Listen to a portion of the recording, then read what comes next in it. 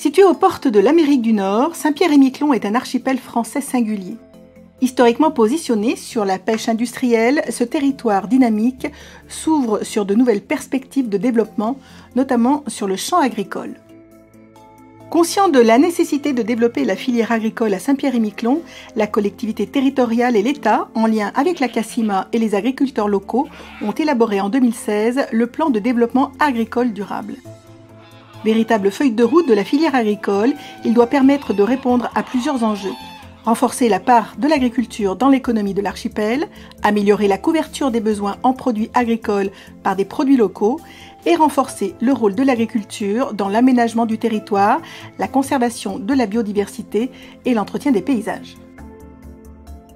Donc le PDAD, c'est un document qui fait un diagnostic au sujet de l'agriculture sur le territoire et qui permet de définir les objectifs pour l'agriculture dans les 5 années à venir.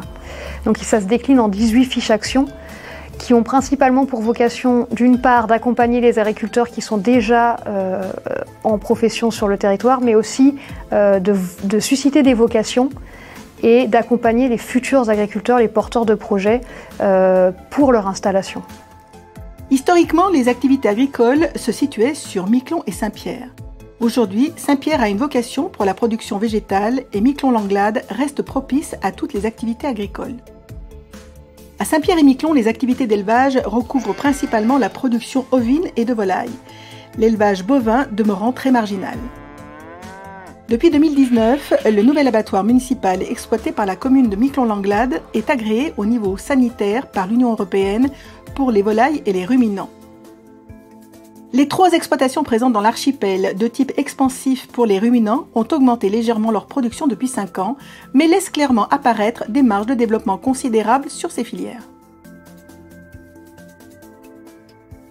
Moi, je retiens surtout le marché qui est très captif. La population locale aime ses producteurs, aime avoir des produits locaux disponibles.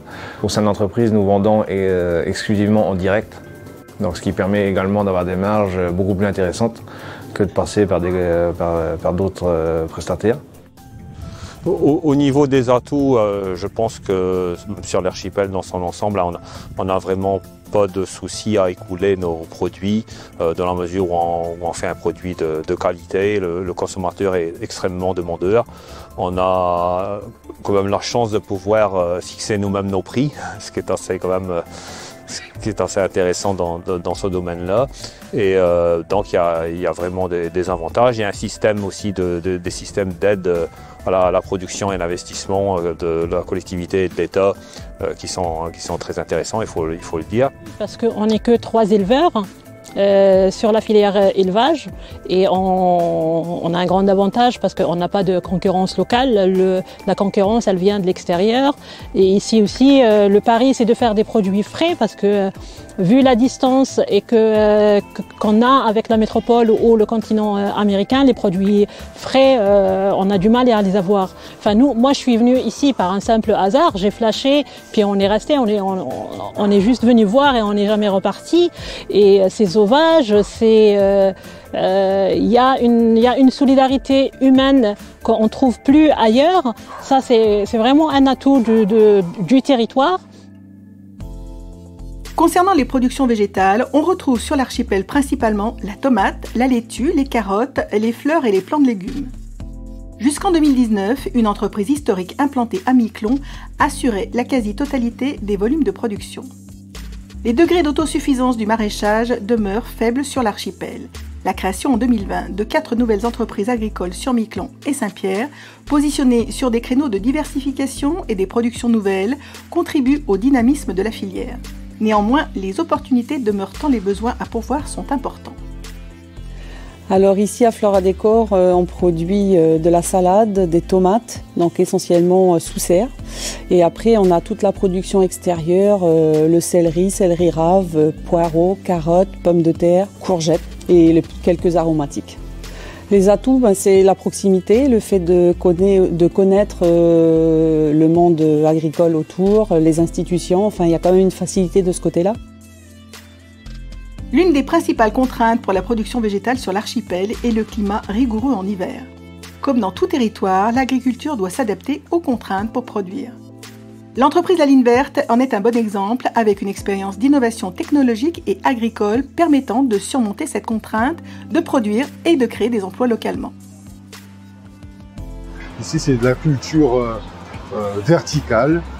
Donc on fait pousser un peu de tout. On a fait des tests et puis des tests qui sont avérés plutôt intéressants, assez concluants pour certains.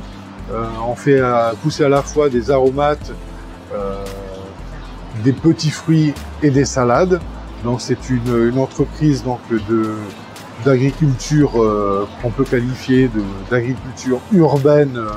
Voilà, 2.0, c'est un système qui permet d'économiser de la place, qui nous permet de réduire notre empreinte énergétique sur pas mal de choses, pas sur l'électricité, mais sur l'eau, sur les intrants, enfin sur pas mal de choses. Donc il y a un vrai intérêt je pense, dans un endroit isolé comme Saint-Pierre-et-Miquelon, à fonctionner avec ce type d'entreprise, puisque nous, on va pouvoir produire toute l'année. Le système de production locale est tout à fait adapté pour développer des circuits courts, la vente directe et propice à la sécurisation des approvisionnements alimentaires. De nombreuses activités de transformation des produits agricoles se sont créées ces dernières années sur l'archipel. Brasserie, conserverie, fabrication artisanale de charcuterie, mais le potentiel de nouveaux projets reste important. On souhaite monter des stratégies de filière sur le territoire, c'est-à-dire que pour chaque production que l'on développe, pouvoir faire de la transformation derrière. Et dans le cas extrême où une production ne pourrait pas être faite ici, on pourrait quand même développer de la transformation de sorte à conserver la valeur ajoutée sur le territoire et à faire du développement économique. Il existe aujourd'hui un certain nombre de productions locales. Ces productions pourraient être plus importantes.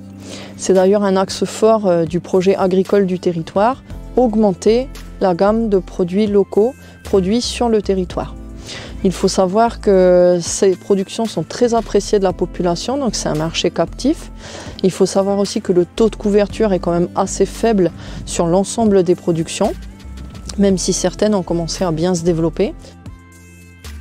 Doté d'un cadre de vie exceptionnel et de dispositifs attractifs pour porteurs de projets agricoles, l'archipel de Saint-Pierre-et-Miquelon est un territoire à découvrir, prêt à vous accueillir. On espère qu'il y en aura d'autres pour qu'on soit plus nombreux et qu'on puisse se soutenir mutuellement.